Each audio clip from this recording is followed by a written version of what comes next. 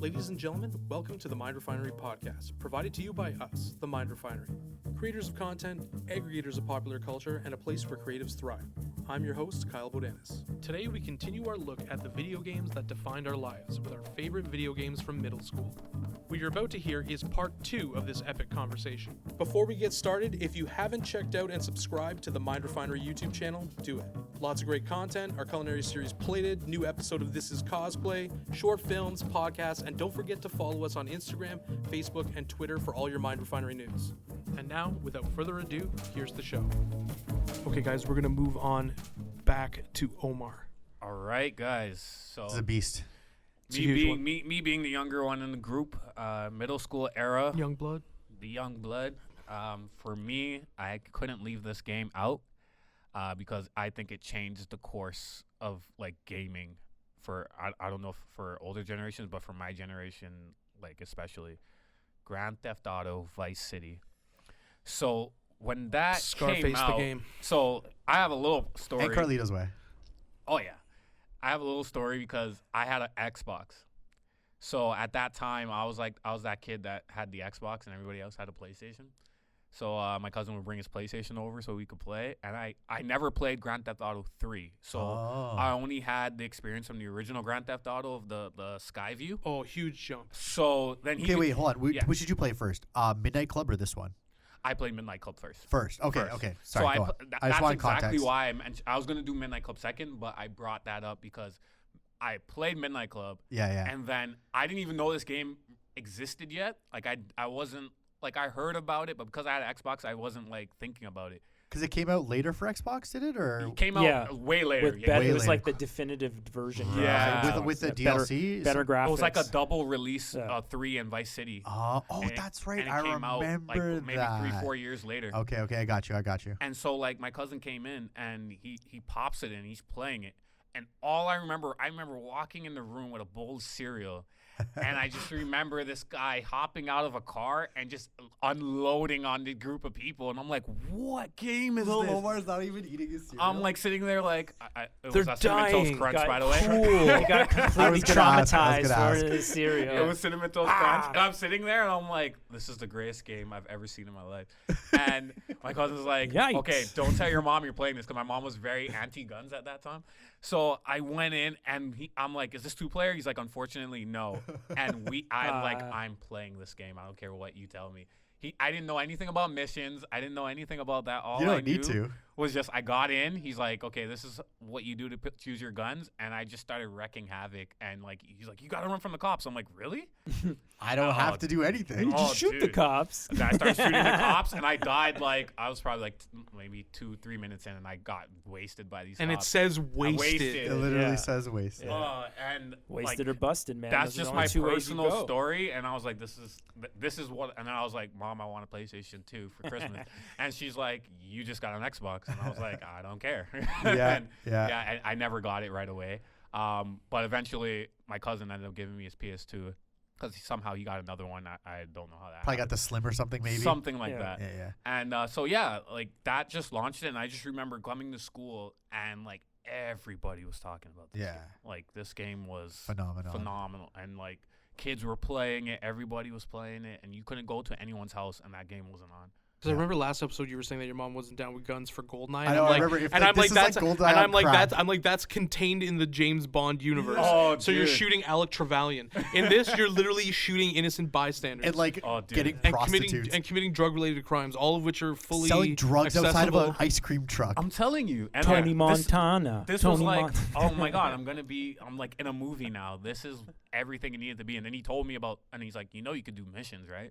I was like, Like, oh. what? there's a game to this. Yeah, there's actual gameplay. Yeah, What are you're these? just because sometimes he was just like I played in high school. Yeah, literally. same with Like me, it was same with just me. like I'm smoking weed and just driving around with the awesome music playing. Right. That's just- what I was gonna touch on was the aesthetic of that game.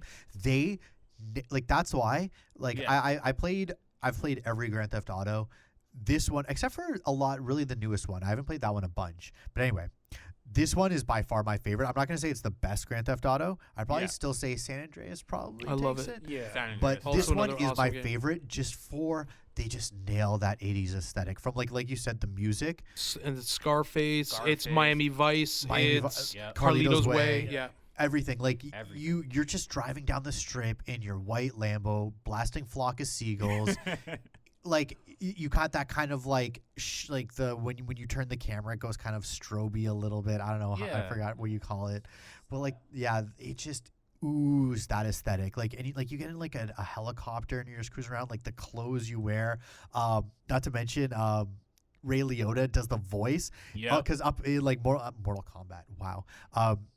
Grand Theft Auto 3, like you're the main protagonist. He didn't even have a name. He was just silent. He didn't have a name. This one, you're a full character. You experience the full Tommy storyline. Carcetti? Yeah, Tommy. Yeah. So you had like the full storyline, the full voice. You had everything where you were that character, and you had that rise, that classic rise and fall, and then I guess rise at the end.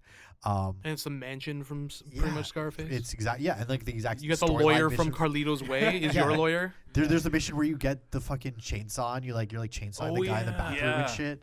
Yeah. Oh my god. Chainsaw was definitely a weapon of choice for me. But then also you had those shitty missions where you're like in the like you had to like drive the helicopter, like the helicopter. The remote control helicopter Yeah, where I you have to hated that go mission. through like the construction building. That's like the second mission too, and it's such a shitty mission to like. That's such poor and game you're design. just doing it for hours. Did anybody know do we remember who did the voice for that guy? The David Sean Cross. Penn guy? David Cross on No, San that was Andreas. no. I was just saying San San Andreas. Andreas on David San Andreas. Cross. Which guy? No, okay, you know the guy who gives you that mission? He's like this like guy with the cowboy hat, and he's like rootin' tootin'. Yeah, yeah. That's right, And, that's right. And you and gotta it blow almost sounds like what's his face? Smokey and the Bandit.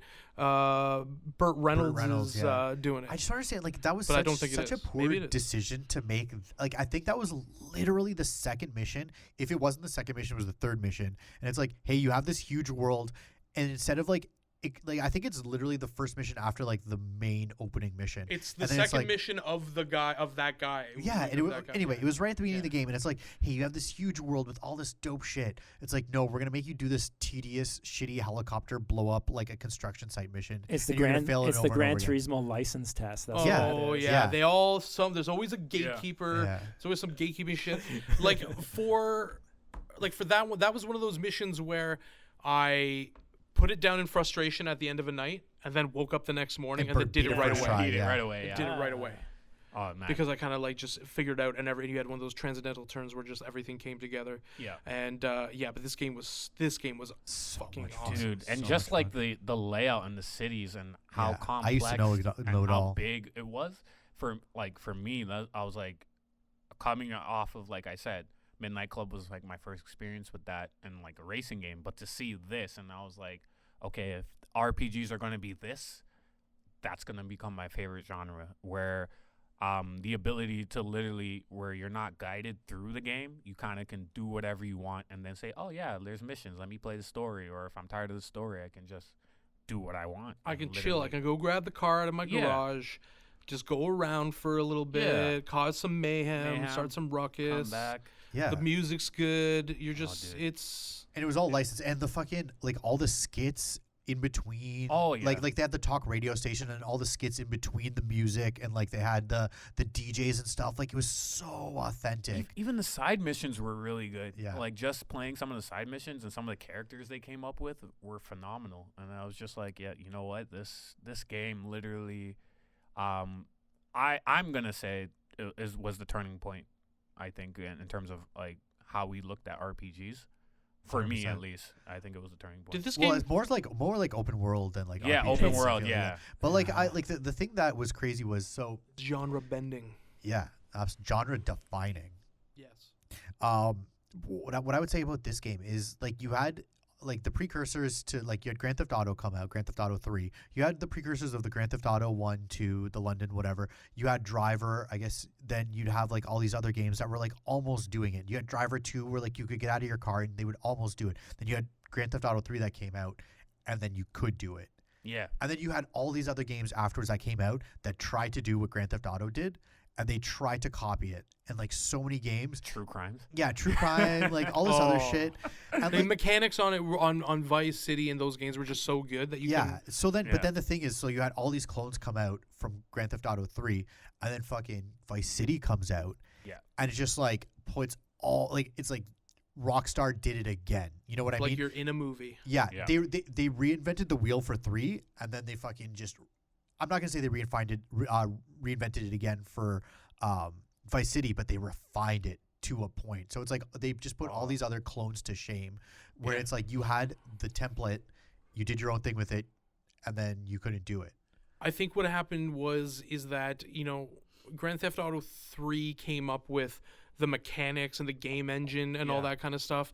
And what they did with Vice City is they are like, okay, we can do it, but now let's add the, like, from a video game perspective, the cultural importance of it. Like, this is why this game, where you're making it like a movie, and it's combining all these elements where you do want to just drive around in the car because the soundtrack is good. And making sure that they spend the money to have that level of quality and that level of detail, right? For sure. The only thing they didn't license was the cars. They just made up their own. But why the hell would you waste the money on the cars? No, why? They were like essentially exactly. Exactly. Yeah. You knew which one was a Porsche. You knew which one was a Ferrari.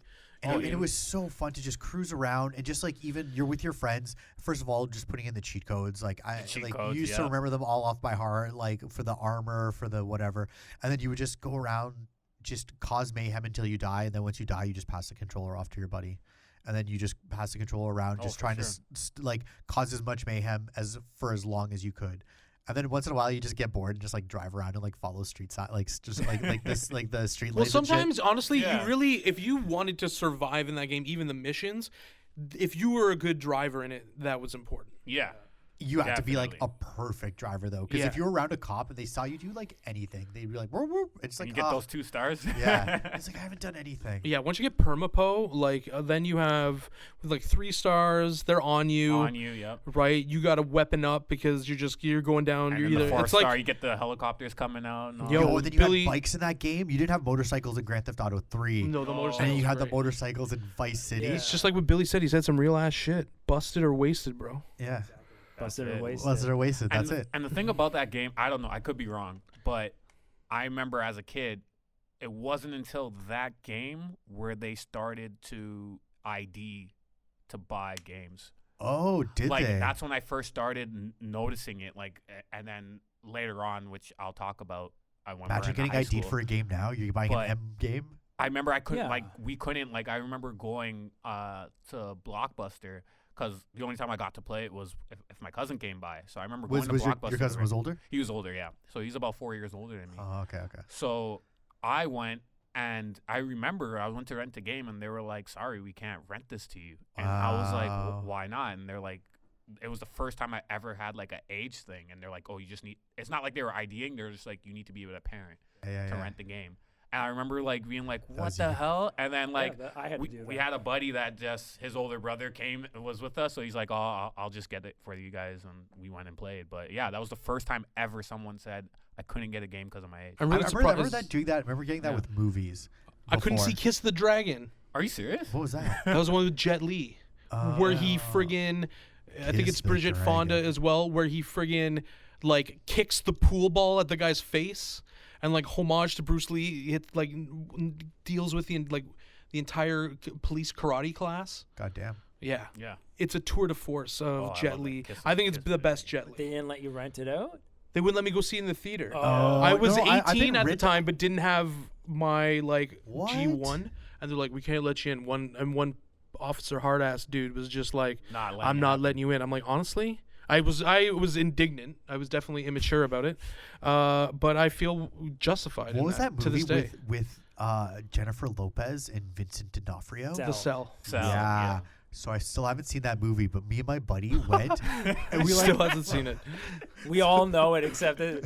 yeah, Yeah. me and my buddy went, and we're like trying to get tickets for this, and they're like, "You're too young." We're like, "Fine." So we bought tickets for like one. I think I remember. We bought tickets for The Replacements, starring Keanu Reeves. Yeah, the football. And then we just went in, and then we just went in to fucking watch The Cell. Yeah. So we're like watching The Cell. All of a sudden, they fucking come in with like flashlights and start going up and down the aisles. And we're trying to like sit all low in our seats. It's like we should have sat up in our seats if anything. And then we sat, and then we got kicked out. So still haven't seen The Cell. Okay, guys. Is it good? Is it? We don't have time for It's that. a movie. Part of it is okay. It was visually weird. Yes. It's Oh. a movie. Anyways, guys. Next episode, I'll get Yo, back we to gotta it. stop. We gotta move on. We Alright, cannot cool. get into a conversation about the cell. It's another side episode. It's like anime again. What Okay, about Top guys, Gun, though? let's move. Let's move on to the Persian Prince himself, Billy Hoosh. Okay, what is this, number 2 now? This is number 2. Dose. So for me, this is going into grade 8, and it was September after my birthday, but I didn't get a birthday present on my birthday. Happy birthday, Billy. I got a pre-order to the Nintendo 64 with Mario 64. I've heard of it. It was Aw, just man. Super Mario 64 or Pilot Wings, I think, Yo, 64. fuck Pilot Wings. So Stop trying to make Pilot Wings happen, once again, Nintendo. I got the 64 Stop trying to make pre-ordered at that CompuServe that I got that I saw World of Warcraft at. I had my aunt had to go, and that was a birthday present. But then when we got there, we didn't pre-order the game. So all they had left at the CompuServe was Pilot Wing 64, and I was like, hell no, I don't want this. So I had my 64, no, and then there was a Babbage's across Babbage's. and they were selling Mario 64 for like $109.99. Dude, think about how much that in is now. 96, whereas CompuServe was selling it at like $89. It's $9,000 if you Because adjust for cartridge, inflation. because it's cartridge, right? Cartridges, even Super Nintendo games Pla- were like $99 PlayStation in they're like all games were expensive. '93. They were cheaper all too. expensive. Yeah. PlayStation games cost less because it was just CD based thing. Yeah. It was like Super Mario. That's crazy. So I got Mario and I realized how expensive this shit is. This is like gold stuff. So every day, because I promised that I also get good grades for that year. Yeah. Every day after school, I'd run home and try to get more of those red stars, to get more of the. I thought you were going to say you were going to go home and do your homework to get good grades. I thought that was the No, I moral already of the got story. good. Exactly I what I already got thought good too. grades. I thought already that was got the good moral. grades. Okay, that's This good. was like the Stay in school, achievo. kids. Those were the achievos. Those Okay. were the achievements, was getting those stars and playing those levels over Yeah, and over oh, yeah. again to collect that stuff. Plus, the big thing for it that was exciting, that was the first 3D third-person open world game. Fuck yeah. And you had a new controller to be able to pilot this 3D world with an XY axis using that little stick and then these yellow camera. You had to control the camera. Dude, I'm pretty sure, am I wrong? Did Nintendo invent that? Yeah. Controlling the camera? Yeah. Go from Resident Evil 2, where it was fixed camera, Yeah. it was 3D. Well, in the this is- fixed corridor.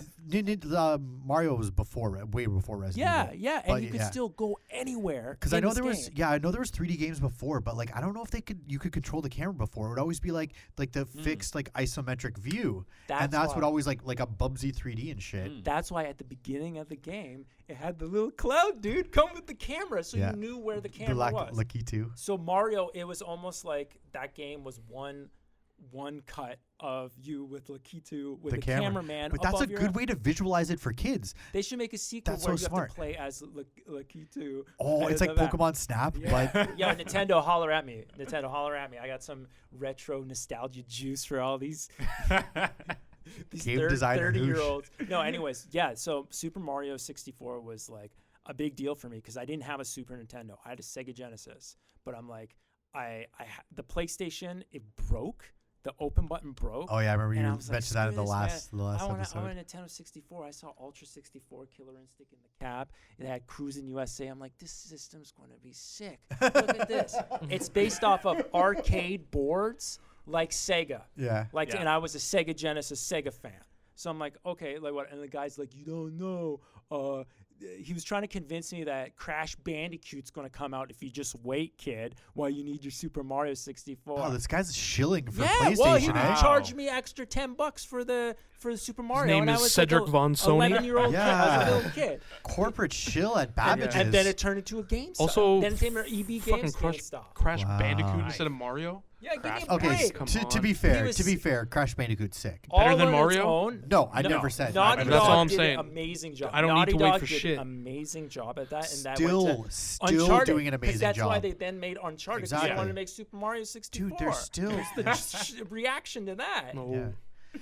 But yeah, But yeah, go ahead, man. No, the first Super Mario 64 was a big deal for me. I love that game. That was the first game that I fully beat every single thing you could out of that game. you platinumed it before platinums were a thing. Yeah, Yeah.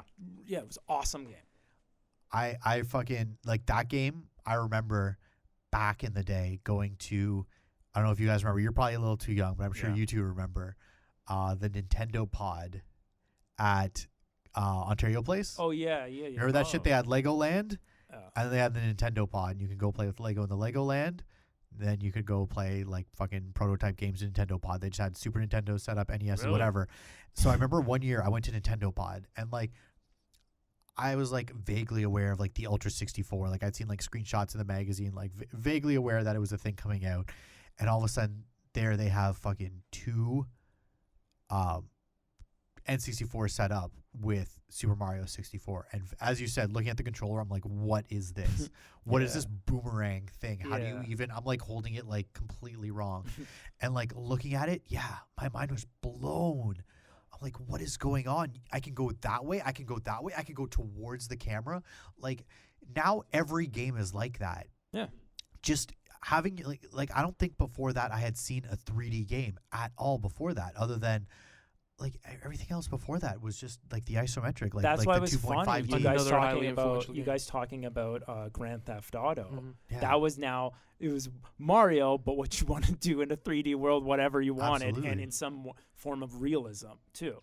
So I think that Super Mario 64 was like that was a huge moment. Another of the most influential well games. made. Blew Yeah. my- yeah, So I love well that. made. And a lot of the games we're talking about, I mean, like especially with this, like helped establish either the visual or controlling language Yeah. that these games Exactly, the for on would language.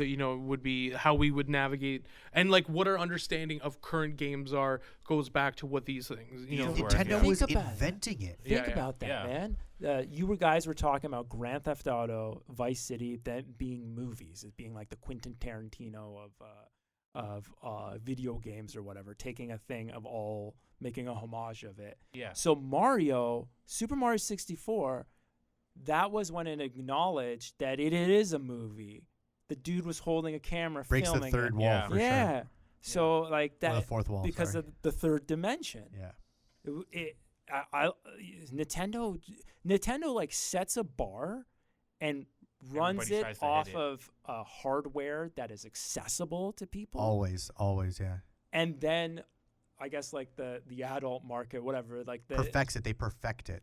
yeah, they perfect it and monetize it to a different way or whatever, to a different audience, to Yeah. a grown up audience. But Nintendo like controls and stuff, that was crazy.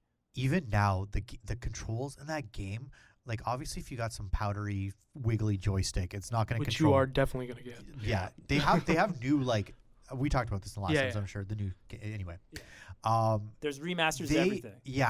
That game still, the controls are so tight. That game is so well made. Remember when you first jump on a tree? Oh my Oh god. man. When you Blowing your jump on the mind. tree and then get to the top and then you do like a flip Yeah. backwards, you do a backflip. When I did that as a kid, it was like that was like the power fantasy of movement and everything, of mobility. It was that game was brilliant. Doing Super a Mario 64. backflip into the paintings. Yeah. That was Yes. like my thing. I used to love to do that. Okay, guys, we got to move on. We're going to move on to mine. As we were talking about before, this is the 3 cartridge, not cartridge. I just 3 CD epic. 3 cartridges. I spent more time, I think, playing this game in terms of like one sitting, in terms because like for things like GoldenEye where you're playing it over and over again, but in terms of the story mission and and the main narrative arc, Final Fantasy VII, I think it's the measuring stick for all RPGs. I think it has probably the greatest villain of all time in a video, definitely in an RPG, Sephiroth. The music, even though it was still of that MIDI style, was incredible. It just everything about it just completely blew me away, and there was just so many different things. I remember the first time I beat it, I didn't have any guides, it was the last game I beat fully without guides. I did not beat. Sorry, my apologies. I did not finish 100% of it.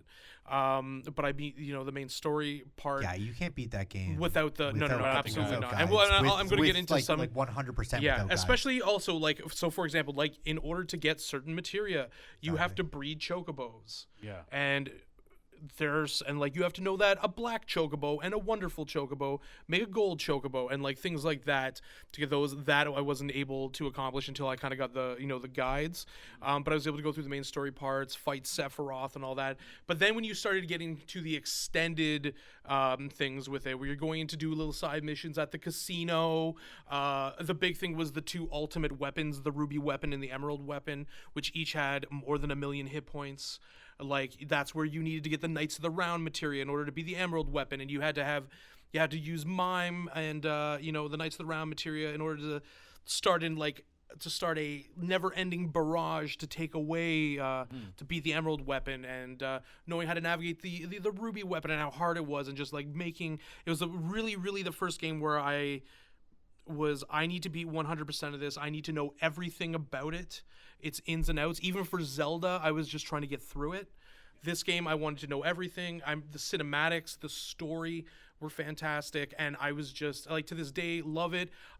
Seeing the footage from the remake, it just looks unreal, and it was great then, and I can't even imagine what using today's graphics look like, especially for like when you see the pictures of Midgar are just incredible, and when and then you see the new battle engine, and you just see how like that battle engine the battle engine looks fantastic, and it's like a perfect cross between like turn-based and action. Yeah, and this game was so epic. I think it's the best of the Final Fantasy games.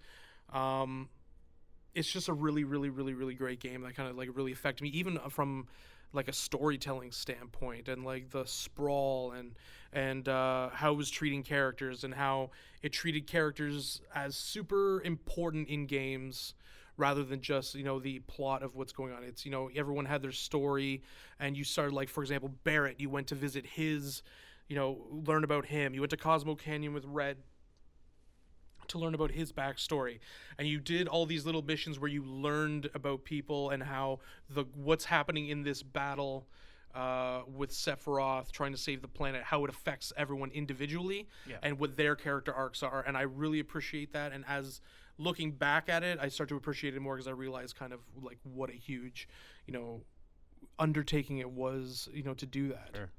What would you describe that style? Was that like was it like a cyberpunk or like steampunk kind of like world? That world that the Final Fantasy VII was in. I think it's kind of for me. It's like Cyberpunk. it's Cyber. Well, there's elements of the steampunk too, because you go into super rural areas as well. Yeah. But like I think when it's almost like starts putting genres together. Yeah. Because when you're in Midgar, it's very cyberpunk. Like you're in a heavily industrial society. It's not too different than like the setting for Akira.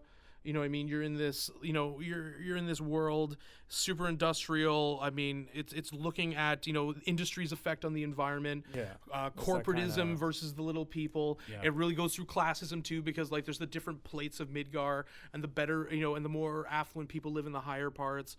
And it goes into that stuff too. But then when you leave Midgar and go into the world map, then you start getting those steampunk, because you're going into small towns and where they're super rural, but then like they have a part of the space programs in that town as well, like the Rocket Town, where it's like this super simple town, but then all of a sudden there's like this is where Shinra like launches all their rockets and stuff like that. It's like Wuhan, where they make the bioweapons. Oh yeah.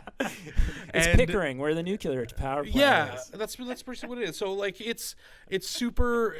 I just love the way the game, went, but between all that stuff. And as I said, it then became like kind of the benchmark for the rest of the Final Fantasy series. Yeah. And I mean, they had been trying to, replicate that. And I thought that the subsequent ones have been good, but this one was just such a significant step up that, I didn't have PlayStation at that time, but everyone was talking about it, and I read about it in magazines. I had a PlayStation at the point where I played Final Fantasy IX, which was more of a medieval setup. And I always looked back and was like, what the hell was Fantasy VII? That looked kind of cool.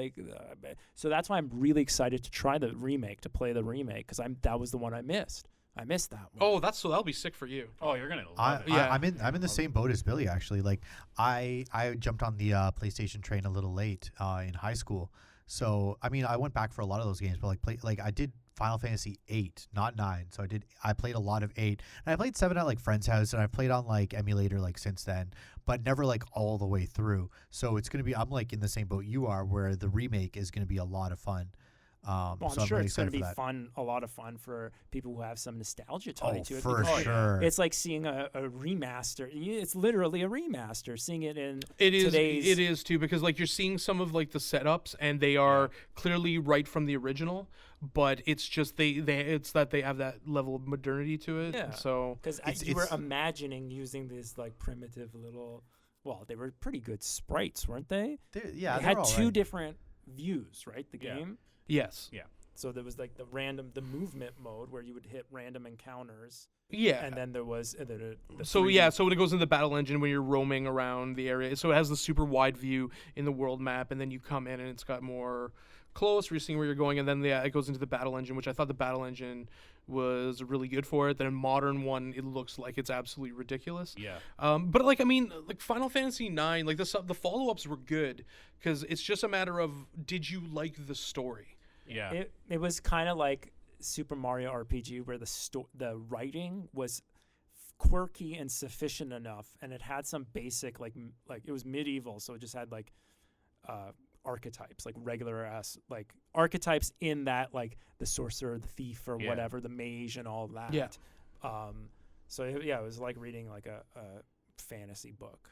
Yeah, and It's cool though when you see It those. didn't have emotion. I don't remember it being, because I heard a lot of people said Final Fantasy VII has emotional like beats to it, where like absolutely. like big uh-ohs and oh my god. I was reading an ING article, and they were talking about like most influential moments in video games, and like the death of Ares. It was in like the first episode impact. was, and it's That's so cool. crazy, because like you're with her, and then like Sephiroth drops from the sky with his sword and like drives it right into her, and you're like, Damn. what the fuck just happened? They Because you're with her the whole time. Your character kind of has like this love triangle going with Ares and like Tifa, and it's like she's super good and she's super, quirky and fun, and they have this back and forth, and there's like the Final Fantasy equivalent of sexual tension, and then all of a sudden it's like she starts learning that she's an ancient, and learning more about her like past, and then Sephiroth kills her with his massive sword, and you're just like,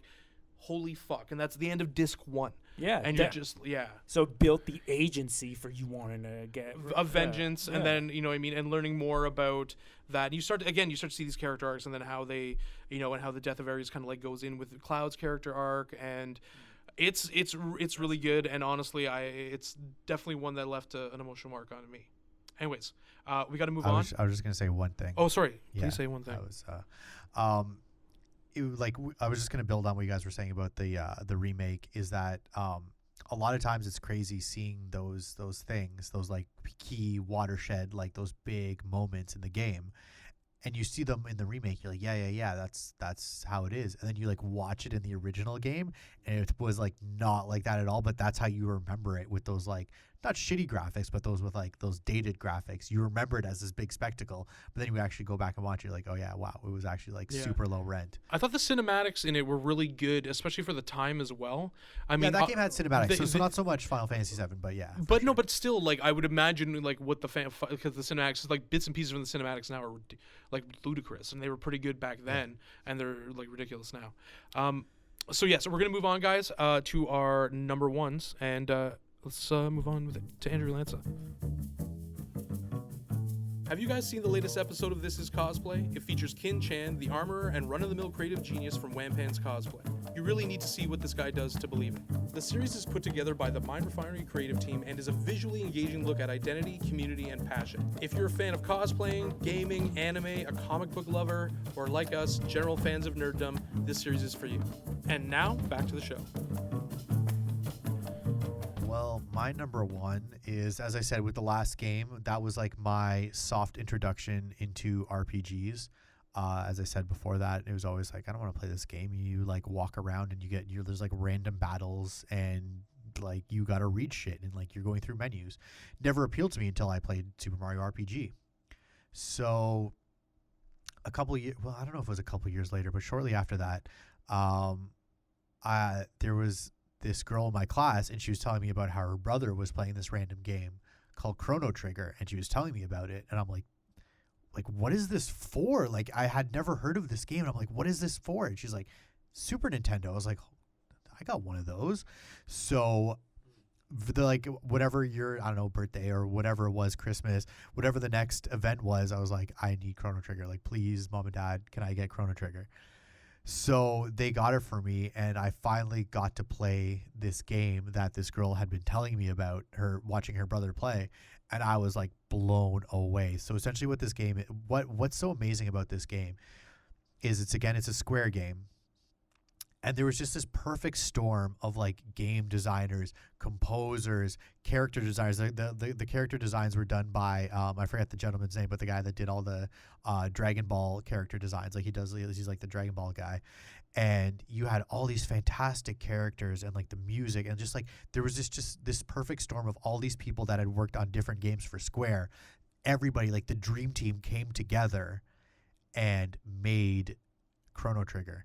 Now, this game is all based on time and playing with time and going back in time, forward in time, and changing the past to change the future. And up until that point, like I'd seen that, fucking Back to the Future and, some other movies where they play with that concept. But Time Cop. Yeah, sure, exactly. And I had never seen that in a video game. And in a video game where you're like doing things where something's, you're in the present and you got to go back to the past and you got to change something and you come back to the present and it's like changed and like it was blowing my mind as a kid. And you just had all these super, super cool things, like super great characters with all these great, with all these great arcs. And you had a game, I think that was probably the first game, like I think there's like, I don't know, 12 or 13 endings to that game or something like that.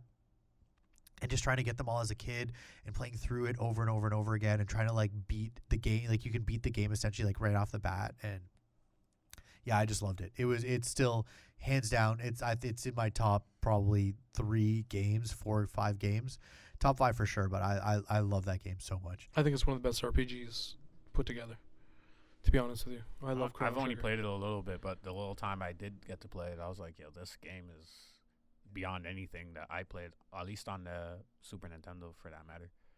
And I had a great time with it. I beat it recently last year on my I had an emulator on my phone. Oh, okay. So I was like playing like Street Fighter and shit, but I also realized I'm like, oh, there's no compromise if you're playing an RPG. RPGs are perfect on a touchscreen. Yeah, really? yeah. Yeah. So I rebeat Chrono Those Trigger, old, like, turn-based. and it's so good. It still holds up. I love it. I saw it on, I think it's in the Google store. I think they have a version now. Oh, really? For Android. Like I seen it, but I don't know if it's whatever like whatever you got to pay, it's worth it. Yeah. Yeah, 100%. I think if you're I might grab if you're into RPGs, it's definitely on the list. You have to finish. Yeah, like if you were doing a playlist based on blues, you'd give Yeah. someone Muddy Waters. That would be the equivalent. That would be equivalent. All right, yeah, perfect. I like that. Yeah, you know what? If it is, I probably will get it because I think it's a game that I need to complete. Like It's just from worth remembering it. playing it. Yeah. There's also, I mean, spoilers. Do we care about spoilers? We do not. Okay, so we're away. talking about it in the last game with my last game, Mario RPG, where Bowser can join your team. So there's a really cool part through the game. So the whole first half of the game, the first like big part of it, you're trying to fight this guy named Magus. You're trying to get Magus. Like Magus is the bad guy. This guy's like everything he's doing, like you're like he's the bad guy. So you get to a point, you're finally going to beat it. Like you fight him and you face him and you beat him. And then you have a choice. You find out, you're like, no, this guy is actually on my side. We're actually fighting the same thing. So there's this huge other bad guy named Lavos that Magus has been trying to beat. And he's like, no, like you don't understand the big picture. So you have a choice. You can either kill Magus, who's like, the big bad up until that point. It's like a third through it's about a third through the game, would you say? Yeah, it's about third through the game, 30% through the game. Yeah, and it's I but think like up until that point, he's the big bad. No, there is nothing that lets you assume that you're not going to be fighting him as the final boss. So and up to that game too, it's probably like 15 hours in or something like that. Wow. Yeah, so it's a bunch. So you're like, okay, this game's almost done. And then you find out, you're like, no, you can either kill him and get like a really shitty item that is just garbage, or you can get him on your team. So that was another thing back in the day when I thought that is so fucking cool. Like that was such a cool twist that the big bad, the bad guy that like he I remember trying to beat him, and this guy kicks your ass multiple times. Like, you have to go at him multiple times. He's a hard boss. Yeah. And you finally beat him, and then, like, the doors are open, and he's like, no, like, we're on the same side. And then you get him on your team, and he's on your team, and it's just fucking, it's amazing. The thing I was like, he's like, why is he saying this now after I whipped his ass? Yeah, I know, but, like, whatever. He has some plot armor or whatever. He could have been like, yo, bro, like, before you fight, he could have been like, but hold on. By the way, this guy is also an asshole, and I would Yeah. like him dead. Also, I mentioned earlier the music of this game. Fantastic. We have to mention Too Mellow. Too Mellow is this hip hop artist. I'm not too familiar with his work other than he does video game mashups. Really? So there's this album called Chrono Jigga, and it is all Chrono Trigger with Jay-Z mashups. No way. It's incredible. It's so No way. I love fucking it. This good. guy told me about it, and I was like, holy We- fuck. I think I we're- gotta get this. The name alone is worth it. Yeah, it's worth it. There's also Nosylvania. Nosylvania. Which No is- way. It's Okay. Nosylvania. I'm definitely getting this. which is Castlevania and Nas, but Chrono Jig is what got me on. And this guy does he does legit hip hop, and I've heard some of it. He's on Spotify. Shout outs to Mello on Spotify. Everybody check him out. But he doesn't have any of the video game stuff on Spotify because I guess The licensing. copyright. But he has like a website where it's all for free. You can like download it from No the way. website All right, I'm for gonna free get because that. it's all Sure. free, right? He doesn't charge for it because it's pure. It's like a mixtape. Yeah, it's like exactly. And like some of the songs he does, like all the Jay-Z bangers, and this guy takes songs, like all the best songs from Chrono Trigger, mashes them up. And it's not just like a shitty kind of like mashup, like, oh, here's Jay-Z rapping, here's the beat. Like the production quality is so Really good? Yeah, so if anybody's watching now, like go to Tuba. I can't tell, you know what? I should, if I'm showing this guy out, I should look up his website. Danger Mouse do something like that? He did it with the Gray album. Yeah. With the Gray album? Yeah, yeah. Okay. It's I'm definitely checking it's that Jay-Z's out. Black album and White album by the Beatles. I love it. It's the first. I am a huge Danger Mouse fan, and that is one of the things that got me into it. I loved Gray album. Sorry, It's just quickly. It's 2mellowmakes.bandcamp.com. Please check him out. He's definitely. he kills it. It's a lot of fun. Like, and it's honestly, if you like Jay-Z, even if you don't know Chrono Trigger at all, bangers. Bangers on bangers. I'm with it. But yeah. With it for And sure. also, if you haven't played the game, play the game. It's a I masterpiece. think you just changed my life. It's an essential for RPGs. Okay. Yeah, I played it on like every single, like I played it on PlayStation, I played it on Super Nintendo, I played I played it on Game Boy. Phone. What's Yeah. your favorite version not using nostalgia? Okay. Nostalgia, it's gonna be Super Nintendo. Obviously. The great thing about the PlayStation version is that it had all the original. So they like released, the guy who did Dragon Ball released like little mini animes that are like little mini anime segments that are like certain pivotal moments of the game. They're like essentially cutscenes, but you couldn't put those on a Super Nintendo cartridge. So they're just kind of like promotional material made back in the day. Yeah. It was like certain little moments in the game. Cool. So the PlayStation version inserts those into the game, Oh, nice. but the loading times are atrocious. Like we talked about it for fucking Yeah. SmackDown before. SmackDown. It was yeah. like every time, like it had like the battles. So you'd be like walking on the map, and every time you touch an enemy for a battle, it would like pause, and then there'd be like an animation, and then it would be like, all right, now you're fighting in the battle. And like same thing, every time you went to like a new screen or like anything, it would just be like so many loading screens. But the one for Game Boy, I think it was for DS, was actually super cool. I was playing it, and then there was like some random dungeon, and I was like, what is this dungeon? Did I miss this dungeon like the 7 other times I've played this game? And then I realized afterwards it was like a DS specific dungeon. Specific thing. And then there's like some Pokemon thing. So I don't know. I'd say the DS is probably like the best one, but I can't remember if there are the little anime, like the little animations in it. Anyway, I know we got to move on. Okay, guys, we're moving on. Omar, Okay, so I have a little story before I announce mine that leads into the announcement. I of like mine. storytelling. So it actually piggybacks off of my last game. So as you know, I was an Xbox kid. So the funny thing was, I had Nintendo, and then I went to PlayStation and the PS1. And then I remember I asked for a PS2. My mom was in the States. I think she was in Connecticut visiting family. And she calls me. I'll never forget this. She goes, all right, which system did you want again? And I'm like, PS2, mom. Like, ready. I'm all excited.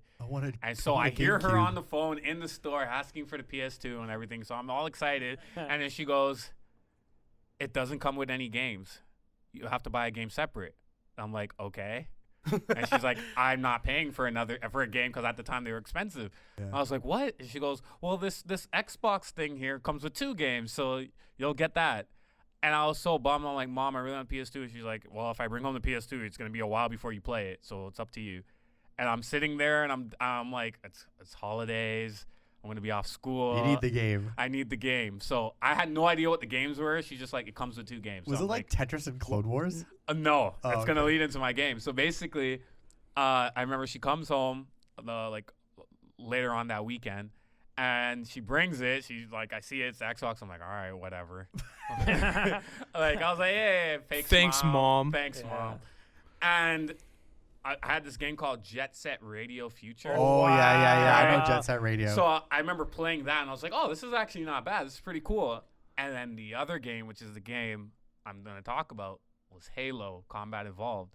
Yeah. So I think that came out in 01. So That's a crazy pack-in. Yeah. No wonder Microsoft. Holy crap! That's was a a- crazy it was- They had to come out hard. Yeah, They had to come out hard, Yeah. But I don't know if it was a Canadian release because you bought it in the States. Well, that's a crazy pack-in in Yeah. the States. That's a like good that. and Jet Set Radio. I never played. Was Holiday? it Jet Set Radio Futures? I never played that one. Jet Set Radio Future. I think was it Jet Set Radio for Dreamcast? Dreamcast, Yeah, yeah. I remember for Dreamcast. Xbox Dreamcast. was basically a spiritual success. Oh of yeah, the Yeah. Dreamcast. pretty much. It had Shenmue 2 Yeah. on it. Control style. Yeah. too, Control style. It was a everything. Sega system. Yeah. And Like- and it was just like, yeah. So I got Halo, and I remember people talking about it, but I was just like, all right, whatever. Pop it in, and like that first opening sequence with the fucking space battle with Music, Master eh? Chief and everything, and I was just kind of like, and at this time, I'm Star Wars fan, Star Trek, the whole 9. So seeing this space battle and like opening up, and this guy's like, hey, we're being overrun by aliens. We got to get the hell out of here. I'm just kind of like, as a kid, like, oh, this is fucking phenomenal.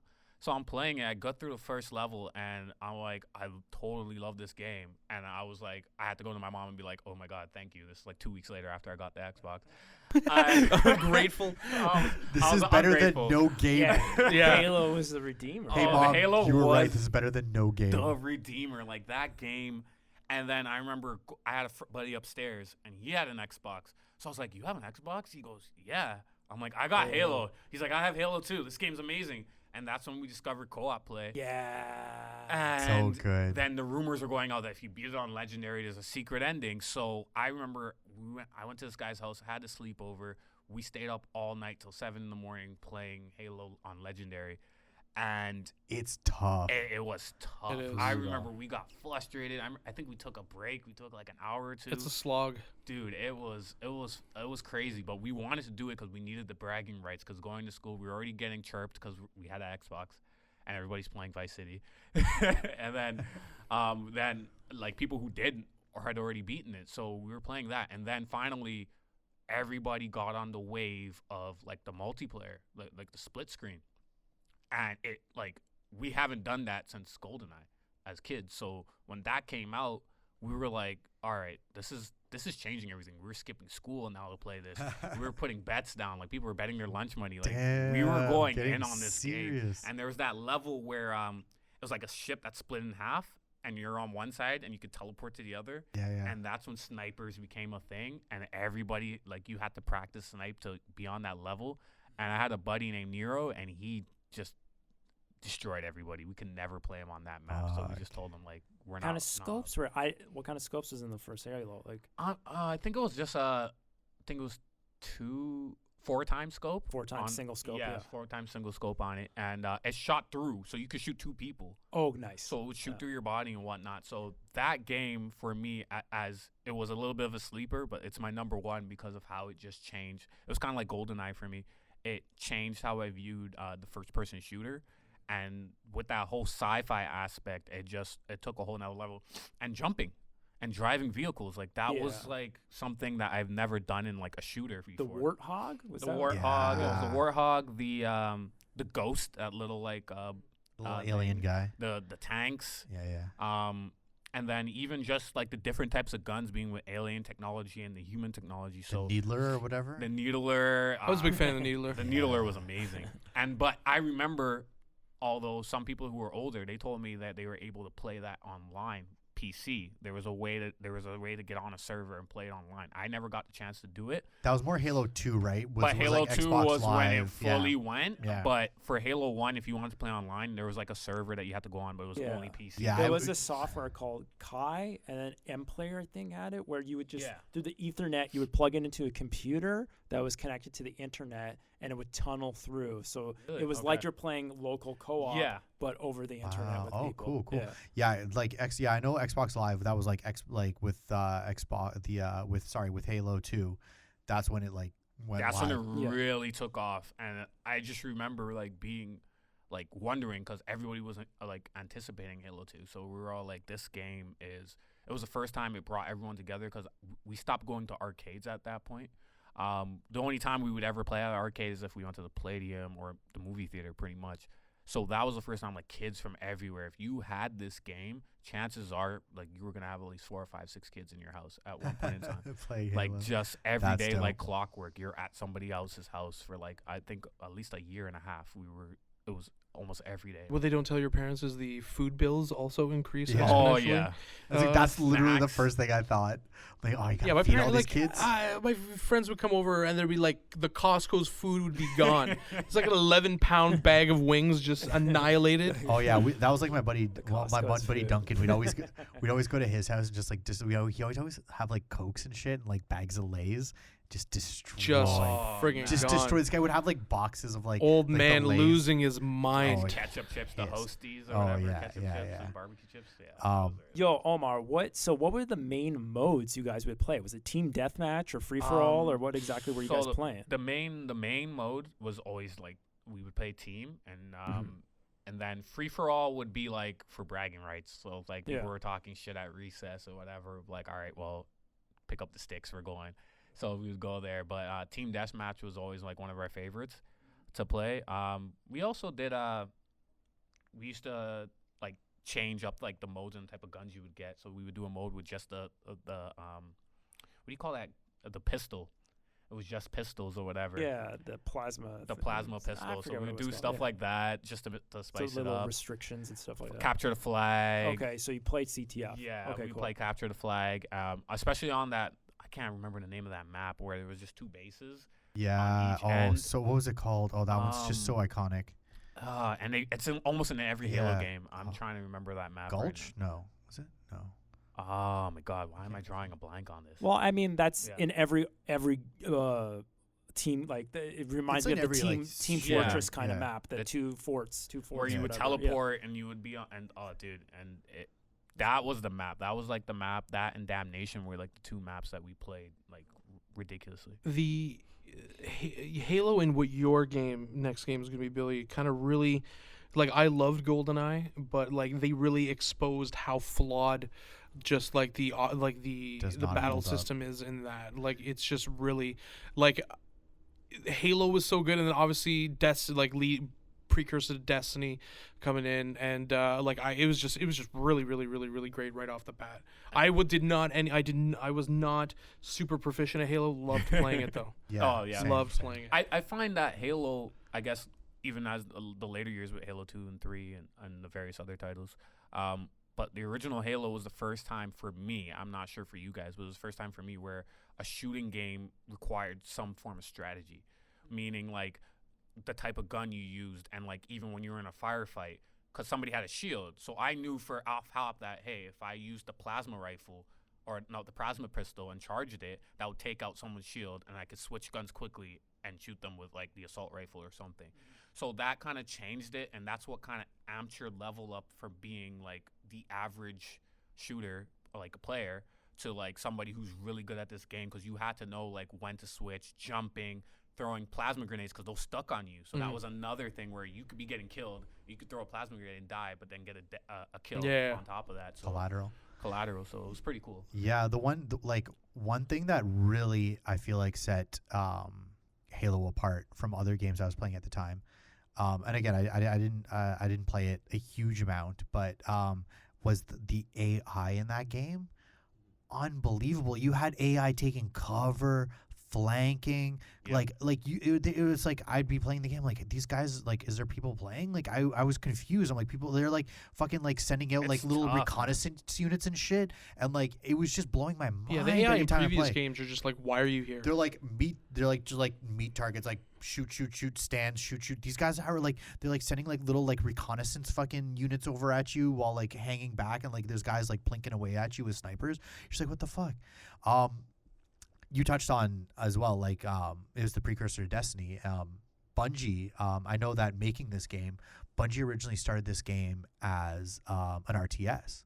It was originally an RTS, and what they did is, as they were making it, they like implemented this mechanic where like at certain times you could become like one unit, and you could like kind of like zoom in and be like one unit. And as they were making the game, they'd like just kind of like flesh out this like one unit approach more and more and more, and kind of just started to realize like, hey, like this this isn't an RTS game. It's like a first person shooter game. So they like went all in on the first shooter for the FPS aspect. And I think like obviously like whoever made that decision back in the day, like, wow, what a catalyst to the entire video game industry and like first person shooter genre, fucking whatever, like Call of Duty, whatever that spawned after that. Like, I thought I thought originally there was a Mac game called Marathon, and then that was like Bungie's game that turned into Halo. I think, wasn't Marathon a different IP? It might have. It was by Bungie, but then Microsoft bought that developer off of being a Mac exclusive developer. Yeah. Bungie originally made games for Macs, and then Microsoft bought. But I think but Marathon was a different game. It was a first person shooter with those aliens in that world. But then when they made it for Microsoft, I don't. It was like a spiritual successor to that. Oh, really? What I Halo believe was? So. I believe so. That's what I heard almost the story was. Honestly, but I may have mixed up. No, I also may have mixed up. I heard that it started off as an RTS. But Bungie made like Myth, which was a really good RTS game. Yeah. And Myth 2 was it's always the sequel. Cool. Yeah, I'm gonna fact check myself after this episode and be like, wow, I was wrong. Okay, guys, we have to move on. We could talk about this forever. We're gonna move on to Billy. Okay. Anyways, so I'm glad you guys were talking about first-person shooters and that moment of understanding complexity in a multiplayer first-person shooter. Yeah.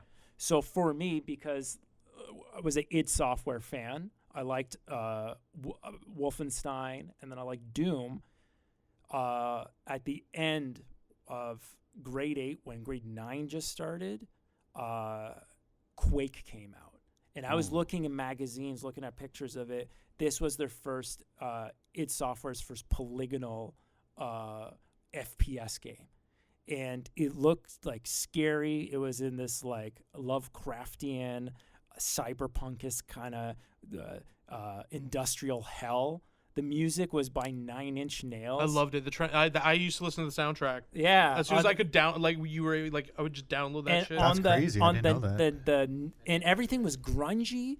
The guns and stuff were like, there was a nail gun and there was a box of nails with the 9 Inch Nails logo on it. And so that game, the sounds like your fucking wet dream. This game. So let me give you I'll give you the context, the story of it. So it was grade 9. I just started high school now, so it's a big pool of people.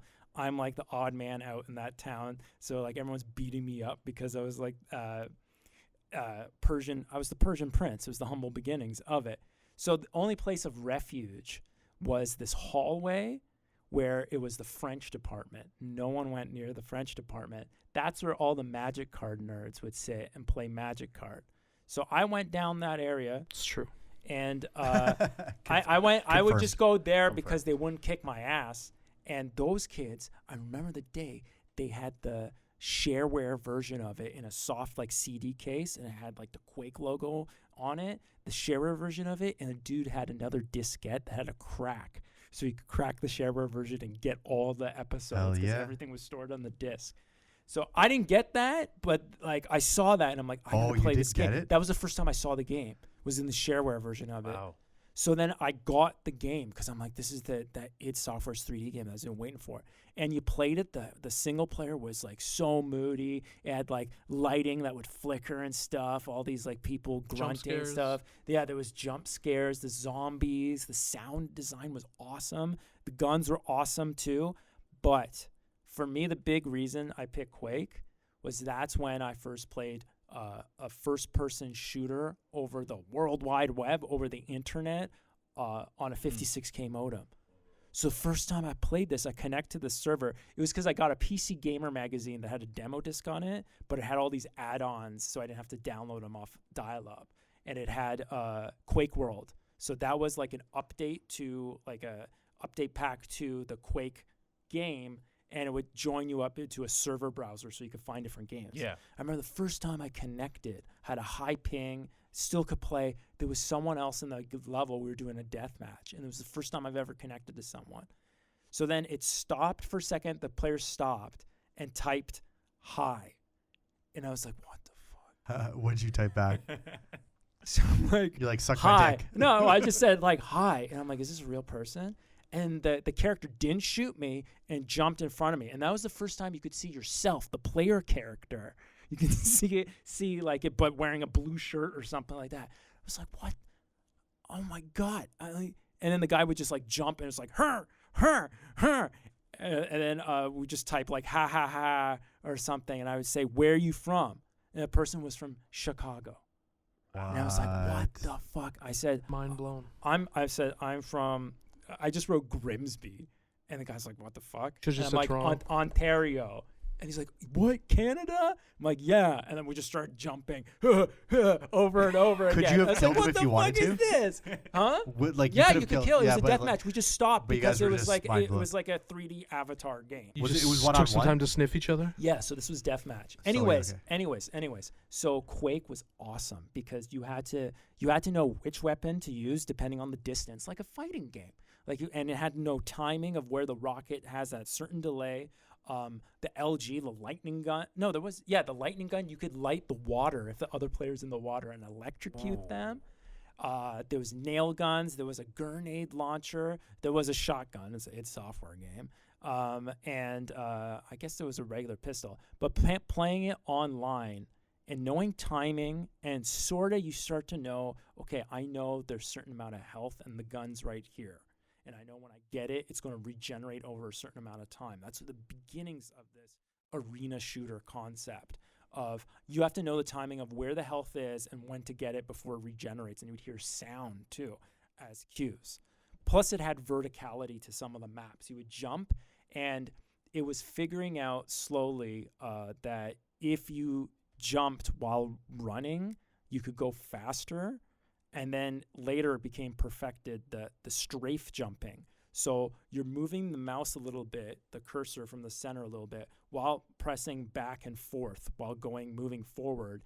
And you could jump in these like vertices or something so that it was faster and you could get to those resources faster than the other person. There was also the concept of rocket jumping, which was hilarious, where you would jump at the same time as shooting below you in the ground, take like 20% damage just so you can get high up to a different pillar and then snipe someone or shoot someone from the top. So you were getting that level of play in that game. And I remember the PC Gamer gave me this add-on called Team Fortress. And I love Team Fortress because you had classes, and you could be a medic, you could be a sniper, all these different things. And it was like it was a mod. It was just like how Counter-Strike was a mod of Half-Life. Yeah. It started off. This was a mod, and you could play those. And it was the two castles that you could shoot from each other. Anyways, Quake was a big deal for me because that was the first competitive 3D multiplayer first-person shooter. And since then, I love them. Like I'm playing Quake right now. Not Quake, Call of Duty. I play Quake Champions. It seems to be kind of a dead game at the moment just because no one plays it. It's a free-to-play game. Yeah. So is it? It's a free-to-play game. No, but I'll rock it with you. Yeah, well, it's kind of Bethesda kind of like abandoned it. Yeah. But Doom's out. Doom's coming out in March 20th, same as Animal Crossing. Same as Animal Crossing. Yeah. But yeah, no, Quake for me, Quake was a big deal because that just in all the rest of the Quakes, Quake 2 and 3. I don't count the other ones, but those ones were just amazing technical things, and for multiplayer, just crazy. So Quake was a huge big deal for me. We really need to move on. Okay, say it. Say it. No, fine. Move on. It's fine. No, you gotta say it. No, I'm not moving on. Okay. It's fine. Okay, guys. I was just gonna continue talking about Quake. We can talk forever. Sorry, I love Quake. No, I love it too. Not as much as you though. Anyways, we're gonna move on to my final one, which I'm just gonna come right out and say is GoldenEye, which is gonna be the second discussion about GoldenEye.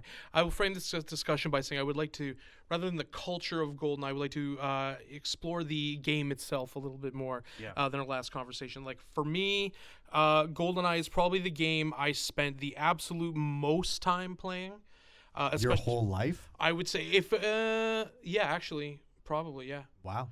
Because I still play, will still play it intensely today. Like before I moved in with Samantha, like we were, we were doing it. Like we were friggin' playing this shit, and it just the fun factor of it is, you know what? It's definitely absolutely not the best first person shooter. For me, it's like the funnest. I enjoy it. It's the one where I've had the most fun. It's the one where I've also been like the most competitive. And like, especially in terms of like its role in my life, in that when I started playing this game obsessively, I had just moved to the United States. I was getting made fun of for being Canadian a bit. I was talking my shit, obviously. But again, when you're a kid, there's very few types of currency. And when I started getting friends, you still get made fun of for being Canadian. Once I went into this GoldenEye and got good at it, then the tables turned. Then I had a claim to fame. Then I had something that they had come to me for, which is if you want to beat me, that's fine. Sometimes you would get little shit-talking kids coming in saying that they were going to be like, oh, I heard you're good, blah, blah, I'll beat you any day, and I would just whip their ass. Where were you whipping their ass? Where was this happening? Okay, so there's a few places that we played. I would borrow 64 from friends. I would have it at my house, but we played at my friend Herschel's house. We played at my friend Greg's house, and those are always like the convening areas. People would talk shit. They talk their shit. So were they groups of friends, or like you literally brought puppies? No, off the we street? would we would bring in people we knew from school who were talking shit, and they're like, hey, you want to come play? No problem. Wow, that's interesting. That's cool. And obviously no overall animosity, but if someone's talking shit, I'm gonna pick up the sticks. Yeah, I'm gonna pick up the sticks and be like, listen, I always said, when I was working in kitchens that, and this is an Anthony Bourdain thing too, that people who are talking about being a good cook, you will figure out if they're a good cook for real once you get in the fucking kitchen. Because they always in like a lion, out like a mouse. GoldenEye, exact same. Grab your chef's knife. Grab your fucking grenade launcher. If you want fucking pistols at dawn, we'll do it. Okay. Let's fucking but it's more like pistols at 4:30 in the afternoon here. Because license to kill. License to kill pistols. Oh, what you want to make sure? Oh, you want body armor to be a factor? What are you, Matt Are you worried?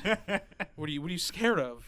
Yeah. What do you see? Like, yeah. Oh, you got grenade launchers too. Yeah. You could hurt me as well, except you can't. And this is what it was. It was big pride, and even this. I will say this. Even the story modes, I loved it. I love doing the level. How many times have I just done the dam because I just need to shoot some stuff, or the facility, or these are speed running. We talked about that last time. Yeah, but I'll get into a little more of the speed running. Unfortunately, I like the speed run for the facility, which is for the invincibility cheat, is the most notorious in terms of difficulty. I never, and it's much shame, but I never completed the speed run. I was never able to make that time. Yeah, definitely, it was a flex. You'd go over to your friend's house, and they'd click, you have, the different passports. You'd click on the first one, and then he'd show you, it would be a flex to show off your cheat screen. You'd show what cheats you unlocked, and that's a flex right there. Yeah. You're just yeah, what do you guys want to do? Fucking paintball, DK mode? You have all weapons? Yeah. You have everything? Yeah, you want to do DK head mode? You want to do fucking invincible? Whatever. It was just crazy. And to unlock some of that stuff was insane. I was never able to do it because I, again, never owned a 64. Also, but I'd watch people go through the levels, and it's just like you can't stop moving. You cannot stop moving. You're like knife, thing, boom, grab, go. Like it's just like clockwork. Also, things have to be in certain positions too. Yeah. Like Dr. Doak has to be in a certain place. Dr. Doak. Like you gotta pouring out for my homie Dr. Doak. Who mostly I shot in the face myself. But like if he wasn't in the right place, Oh yeah, there was some you had to RNG restart. for sure. But yeah. So you had to do it. I also, one thing I love the bonus levels, Aztec, the Egyptian temple, and this is where you started to get into the James Bond lore with it, and that's one thing I really loved about the game too, is that, I mean, obviously we hate Odd Job, but there's Odd Job, there's Jaws, there's all these people, there's Baron Samedi, like in Egyptian temple, there's Baron Samedi, and you hear his laugh, which is the same as in Live and Let Die, and it's like it's so cool. And it's bringing the game experience in, and it made me wanted to explore the James Bond lore, even more so. And I can't think of a game where I had spent more time with friends enjoying myself than playing this game. Oh, for sure. And like I can't even imagine if I got into it. Like it was bad enough that I was flabbergasted when you said you played in grade school. Yeah. Because like it really kind of set to me what like a little bit of the generational difference in terms of like what would this have been like in grade school? Like my family would have let me play it, but would I have just not been able to achieve anything in school? Would I have been as good as I became in grade school? And I think it was a little bit different. Like, Did I for have the us, dedication? It was just more of a getting together and playing. Whereas Halo for me was probably how GoldenEye was for you, because Halo for me was when it really got competitive. Whereas when I was playing GoldenEye as a kid, it was more just, hey, let's get around and like shoot each other. Like, yeah, you got a little competitive because you wanted to win, but it wasn't like people. There were no stakes. Shit. There was no yeah, stakes. There was no stakes. Yeah, like I found that like games, like because I was into fighting games in grade school, that they were competitive, but like this, I really was like, okay, I would think I have to go into a match later today because we're gonna play. Yeah. Like we're gonna play today, and I'm like, I gotta get ready for that. You know what was great with GoldenEye was like I played it in middle school, whatever, played the shit out of it. But then there was like a resurgence of it back in like high school, where like weed was now a factor, and we would just like smoke weed and play GoldenEye, and like that's like I remember there was one summer where that's like all we did was just like smoke and play GoldenEye. Like that, like we had nothing else to do. Wish I had smoked. Well, I don't wish I had smoked that because I could have probably turned out to be a degenerate. But nothing. Well, nothing really. Now we know Andrew's origin stories here.